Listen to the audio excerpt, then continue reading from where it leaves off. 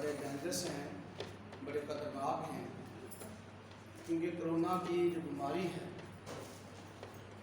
اس نے تمام دنیا کو اپنی لپیٹ میں لیا ہوا ہے، اور پاکستان میں بھی یہ بیماری بڑی تیزی کے ساتھ پھیل رہی ہے۔ اور ہمارا جو ملک پڑوسی ملک انڈیا ہے، وہاں کے حالات دیکھیں تو وہاں ہزاروں کی تعداد میں لوگ مر رہے ہیں، اور رات کو میں خبریں سن رہا تھا 4 لاکھ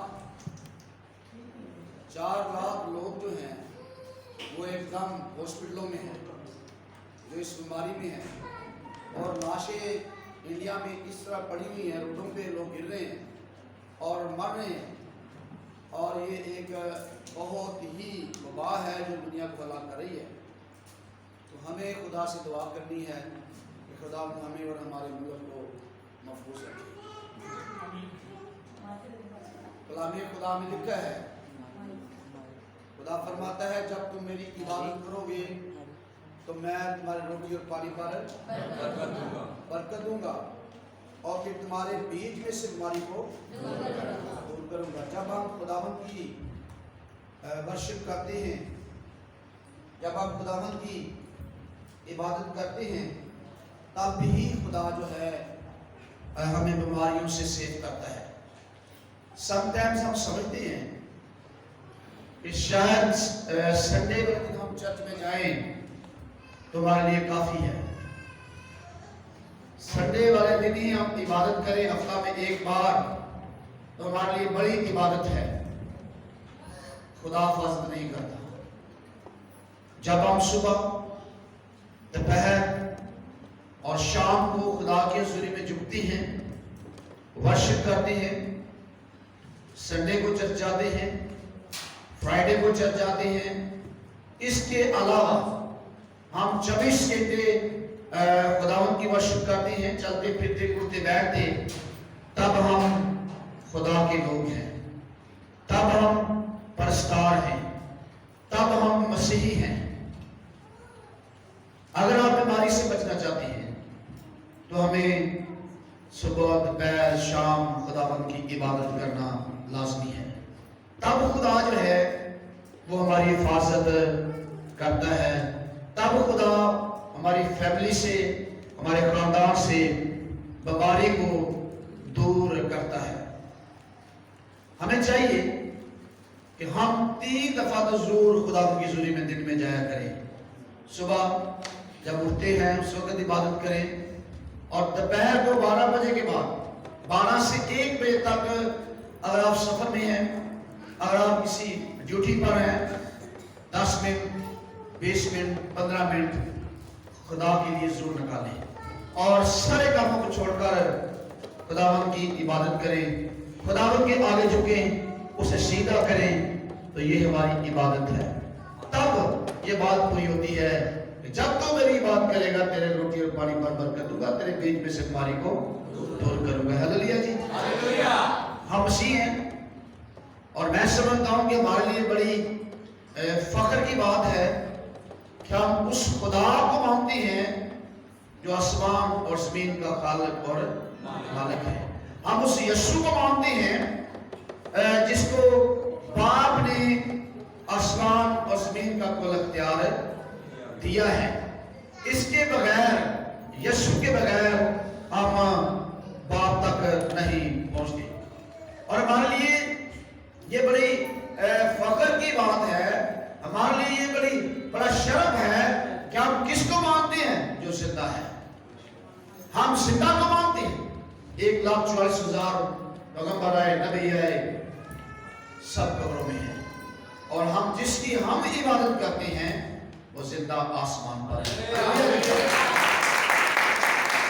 تو زندہ سے ہم سب کچھ مانگ سکتے ہیں، زندہ سے ہم مانگ سکتے ہیں، لیکن مردوں سے ہم کچھ بھی مانگ نہیں سکتے۔ تو ہمارے لیے میں سمجھتا ہوں کہ یہ بڑی عزت کی بات ہے۔ تو ہم پھر بھی نہیں سمجھتے، پھر بھی ہم خدا کی عبادت، خدا کی ستائش نہیں کرتے، کیونکہ ہمارا خدا الفا اور اومیگا ہے، ابتدا اور انتہا ہے، اول اور آخر ہے۔ وہ خدا قدوس ہے، ساری کائنات کو اس نے بنایا ہے، وہ سرور کائنات ہے اور ہم اس کی مخلوق ہیں۔ ہم مخلوق ہوتے ہوئے ہمیں لازم ہے کہ ہم اپنے رب کو سجدہ کیا کریں۔ آج ہم کلام خدا میں سے دیکھیں گے پیدائش کی کتاب، جو ہماری روٹین چل رہی ہے کہ ہم نے پیدائش کی کتاب کا مطالعہ شروع کیا ہے تاکہ ہم مسیح ہوتے ہوئے ہمیں نالج ہونا چاہیے کہ کائنات کو کس طرح تخلیق کیا گیا، خدا نے کائنات کو کس طرح بنایا، اور پھر خدا نے انسان کو کس طرح بنایا، اور پھر خدا نے انسان کو باغ عدن میں رکھا تاکہ ٹھنڈی جگہ پہ رہے اور باغ کے ہر درخت کا پھل کھائے۔ تو آدم نے اور حوا نے خدا کے حکم کی نافرمانی کی، اور نافرمانی کے سبب سے خدا نے ان کو سزا دی اور باغ عدن سے باہر نکال دیا۔ جب یہ باغ عدن سے باہر آ گئے تو یہ رونے لگے، پریشان ہو گئے کہ اب ہم کیا کریں گے۔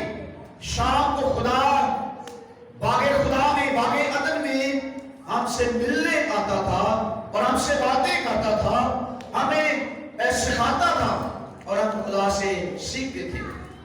میں نے پہلے بھی عرض کیا کہ سب سے پہلا جو چرچ ہے وہ باغ عدن ہے۔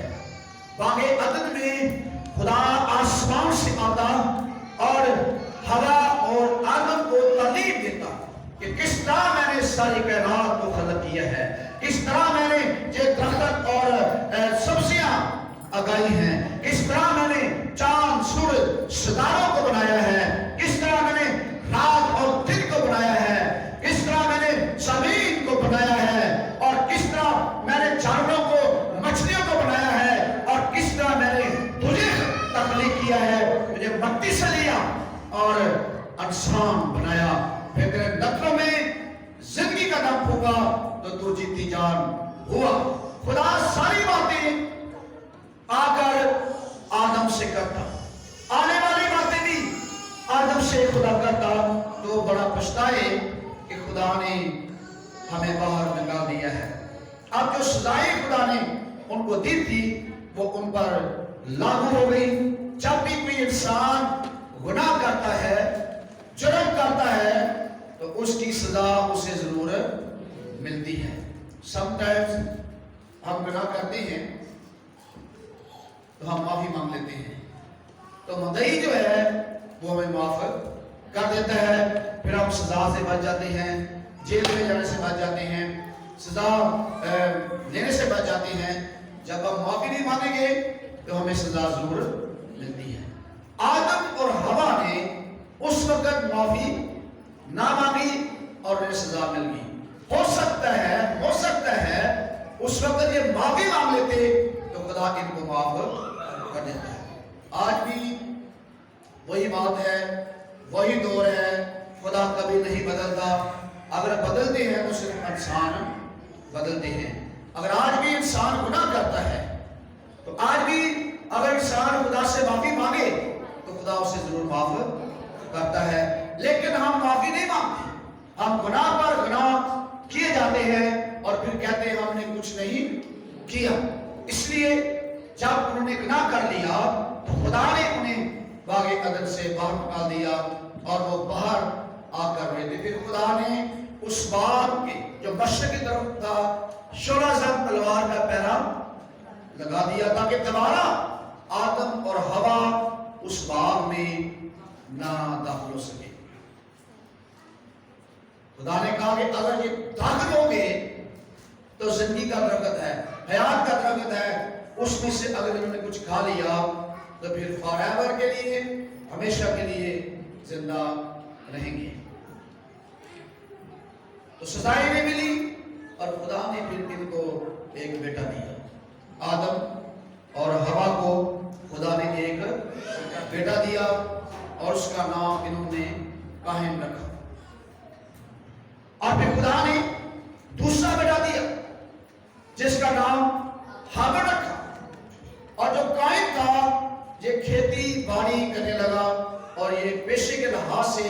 किसान बन गया। और जो हाबिल था ये भेड़ बकरियां चराने लगा और पेशे के लिहाज से ये चरवाहा बन गया और अपनी भेड़ बकरियां चरवाता था। जवान होते गए, परवान चढ़ते गए, आदम और हवा पेरेंट्स होते हुए, वालिदैन होते हुए इन्हें खुदा के बारे में सिखाने लगे कि बच्चों, खुदा ने आसमान और जमीन को बनाया, चांद सूरज सितारों को बनाया, सारी तख्लीक की, हमको भी बनाया और हमें बागे अदन में रखा।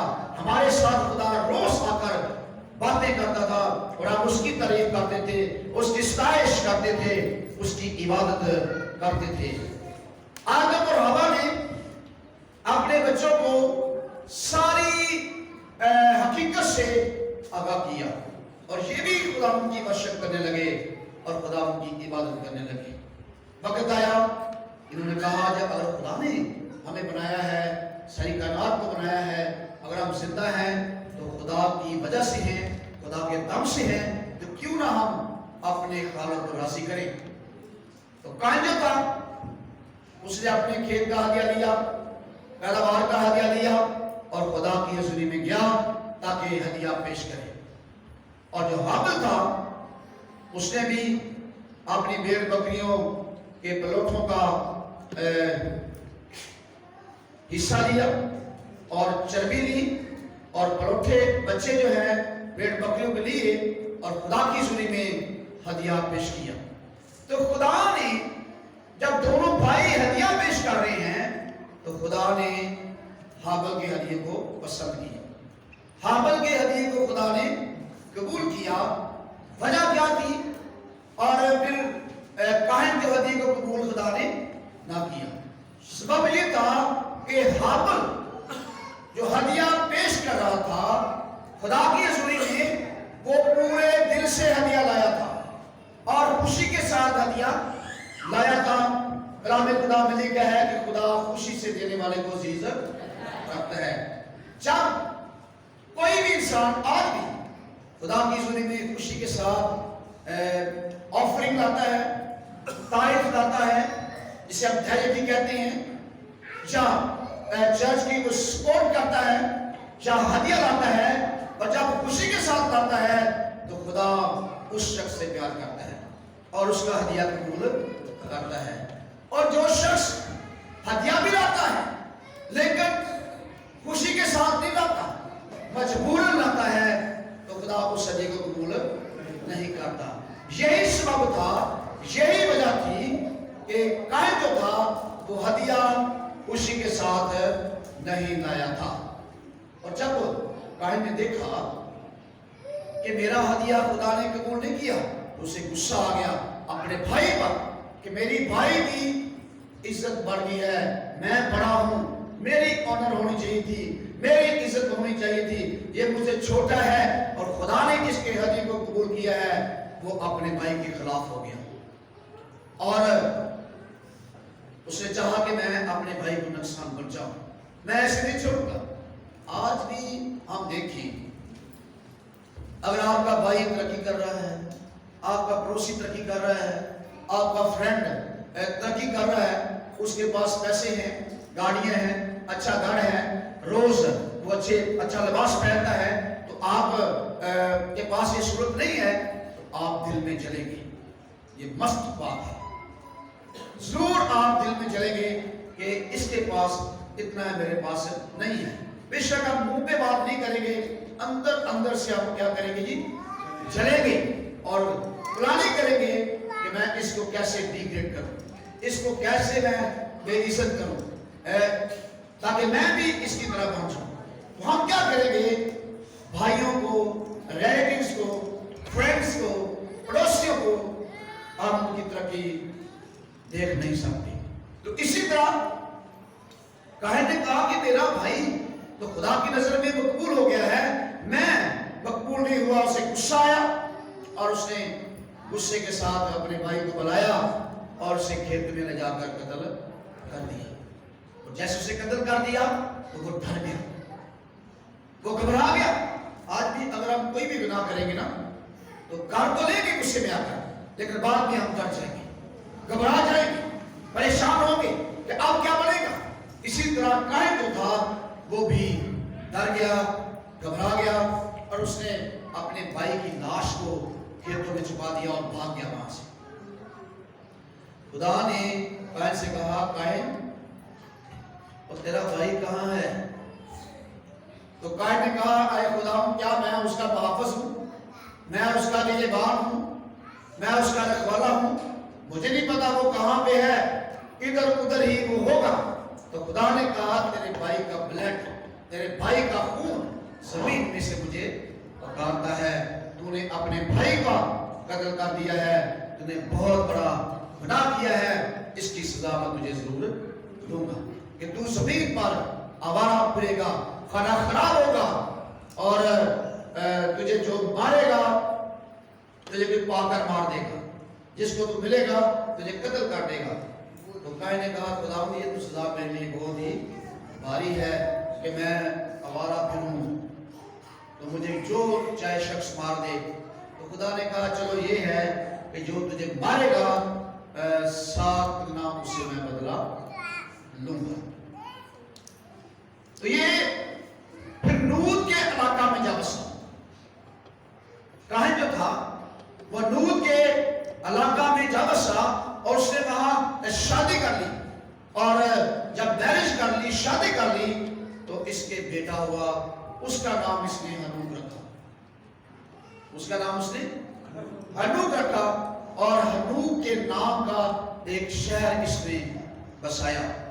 फिर हनूक से बच्चे पैदा हुए, बच्चे पैदा होते गए, तो फिर एक बेटा इनका लिमक पैदा हुआ, और उसने 2 बीवियों से शादी की, 2 औरतों से शादी कर ली। इसकी 2 बीवियां हो गई, एक का नाम उद्दा था और दूसरे का नाम जिल्ला था। ये याद रखिए, मैं नए से कलाम इस तरह कर रहा हूँ, स्टेप बाय स्टेप आ रहा हूँ, ताकि आपको स्टोरीज में, आपको कहानी में, आपके माइंड में ये बात बैठ जाए, ताकि जब भी आपसे कोई पूछे कि तख्लीक किस तरह हुई, खुदा ने पहले दिन किसको बनाया, आपके माइंड में बात होनी चाहिए। बागे अदन में क्या होता था, खुदा किससे बातें करता था, तो आपके माइंड में होनी चाहिए। खुदा ने किस तरह इनको निकाला, फिर खुदा ने आदम और हवा को कितने बच्चे दिए, कितनी उम्र गुजारी, ये सारा टोटली जो हम तफसीर से चल रहे हैं, इसको सुना करें कलाम को, ताकि जब भी कोई हमसे सवाल करे हमें बाइबल के बारे में इल्म हो। तो मैं कह रहा था कि एक का नाम जिल्ला था और दूसरी का नाम उद्दा था, और उद्दा के बेटा पैदा हुआ, उसका नाम उसने याबल रखा, और वो खैमे बनाने वालों का बाप था।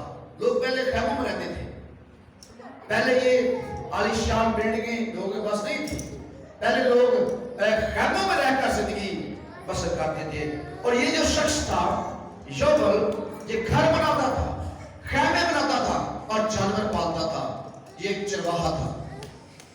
तो दूसरा योबल था, और जो योबल है ये बीन और बांसुरी बजाने वालों का बाप था। साज जो था, जब जब बजाते हैं, साजों के साथ वर्शिप करते हैं, दुनिया में पहले साज बजाने वाला और साजों को आजाद करने वाला योबल है।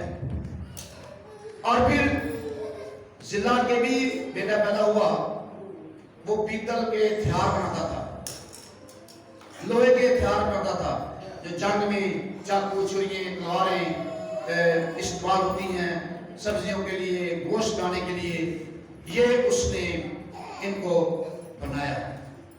तो खुदा ने इनको बरकत दी और ये बढ़ते गए। फिर खुदा ने आदम को एक और बेटा दिया, जिसका नाम उन्होंने सेत रखा। आदम और हवा को खुदा ने एक बेटा और दिया, जिसका नाम उन्होंने सेत रखा। और सेत ने भी शादी की, और जब सेत ने शादी की तो सेत के भी बेटा हुआ, जिसका नाम उसने अनूस रखा। ये बातें याद रखने की जरूरत है। कायन और हाबिल और फिर सेत اور سے انوش، اور جب انوش پیدا ہوا تو کلام خدا میں لکھا ہے اس وقت سے لوگ خدا کا نام لے کر عبادت کرنے لگے۔ خدا کا نام کیا تھا جی؟ یہوہ۔ طالب یہ کس نے کہا ہے؟ زوردار طالب۔ یہوہ نام لے کر اس وقت سے لوگ جو تھے خدا کی ورشپ کرنے لگے، خدا کی عبادت کرنے لگے۔ یہوہ کا مطلب ہے مہیا کرنے والا، سب کچھ مہیا کرنے والا۔ یہوہ خدا کا نام رکھا گیا۔ آج بھی ہم یہوہ نام لے کر خدا کی ورشپ کرتے ہیں، اور خدا جو ہے یہوہ یری سب کچھ مہیا کرنے والا ہے۔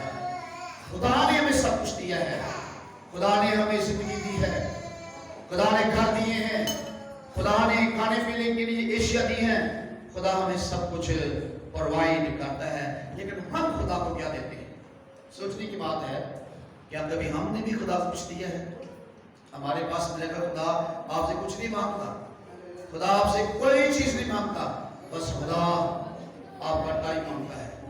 خدا چاہتا ہے کہ آپ اس کی ورشپ کریں، اس کی تعریف کریں، اس کے آگے جھکیں، اپنے گناہوں سے معافی مانگے، تو خدا پھر آپ کو ہمیشہ کی زندگی عطا کرتا ہے۔ خدا کسی گناہگار کی لاقت نہیں چاہتا، بلکہ ہر ایک انسان کی توبہ کا منوبت چاہتا ہے۔ وہ چاہتا ہے کہ توبہ کر لے آؤ اور آپ خدا سے معافی مانگے تاکہ آپ ہمیشہ کی زندگی پائیں، اور جب آپ معافی مانگیں گے ہمیشہ کی زندگی پائیں گے، تو جب خدا یسوع آئے گا تو جتنے بھی ایماندار لوگ ہیں وہ زندہ ہوں گے اور آسمان پر اٹھائے جائیں گے، اور پھر خدا کے ساتھ ہمیشہ رہیں گے۔ وہاں پہ نہ کوئی دکھ ہے، نہ بیماری ہے، نہ کرونا ہے، نہ پیٹ میں درد ہے، نہ شوگر ہے، نہ بلڈ پریشر ہے، نہ یرکان ہے، نہ ہارٹ پیشنٹ، کوئی وہاں پہ بیماری نہیں ہے، بلکہ وہاں سکون اور اطمینان ہے، وہاں بڑی تسلی ہے۔ تو ہر انسان یہی چاہتا ہے کہ میں وہاں پہ پہنچوں۔ تو یہ اس وقت ممکن ہے جب ہم اپنے گناہوں سے توبہ کریں گے اور اپنی زندگی خدا کو دیں گے۔